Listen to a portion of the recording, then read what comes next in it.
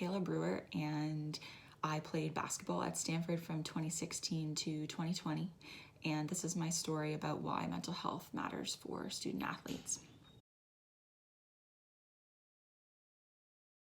Mental health matters to me because I've struggled with major depressive disorder and obsessive compulsive disorder throughout periods of my life since I was very young.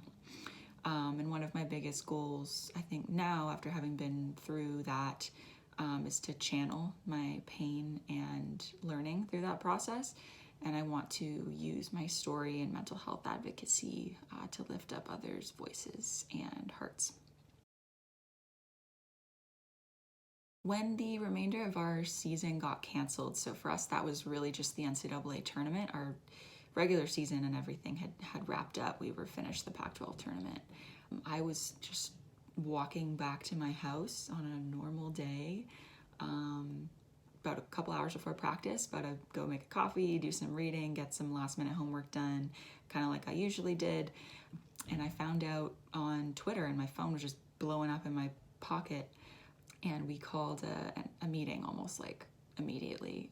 So I literally just turned right back around, headed to the locker room, and we all just kind of sat in a circle, and I think a lot of us didn't really know what to feel. I didn't know what to feel. It was definitely not the way I had planned my senior season to end, especially given some of the challenges and adversity that I'd been through to get to that point and to be able to play to that point. So it was a very weird, abrupt, sad process all at the same time. Injury is an interesting thing for me. I have experienced physical injuries, like I partially tore my Achilles my freshman year. I did a whole bunch of other things to my feet, as athletes tend to do. But I'm going to talk about a specific injury, and it was an injury to my mind, and I want to emphasize that that's very much an injury, and I want to call it that. So I've lived with depression and obsessive compulsive disorder for a long time. But my freshman year, some of my symptoms really took a toll on me, and I ended up in the psychiatric ward of the Stanford hospital on February 8th, 2017. And I was on a 5150 hold for suicidal thoughts and planned attempt.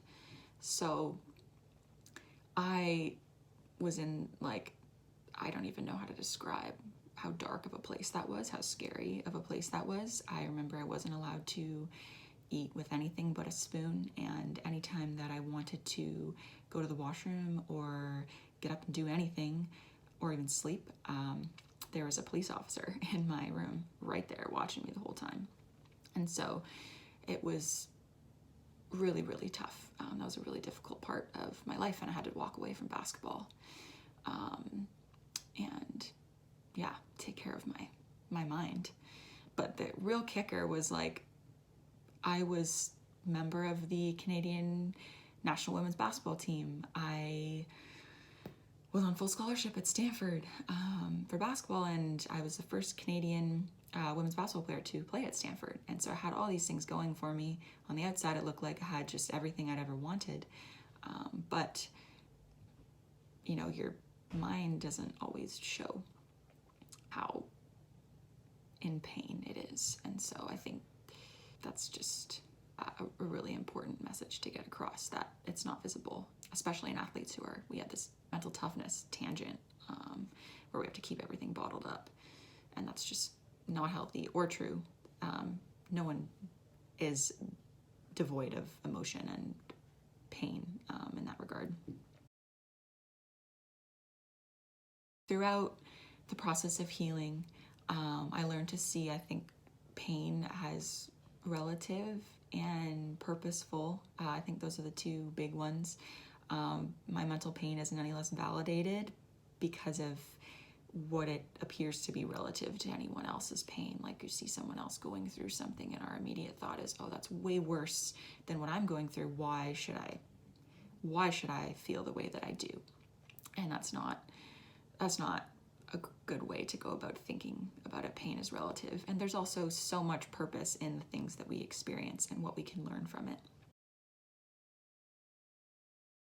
For student athletes managing their mental health right now, some advice that I would give would be to listen. I think it's so important to listen to what other people have to say, and as a society, I don't think we do a good job of that, but I think it's equally important to learn how to listen to yourself, and listen to what you need, and what your body and mind and soul is saying.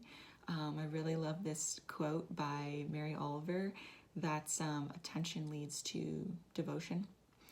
And we pay the ultimate attention to our sports. We devote our time and our energy and every ounce of what we have to being successful and to doing what we need to do physically.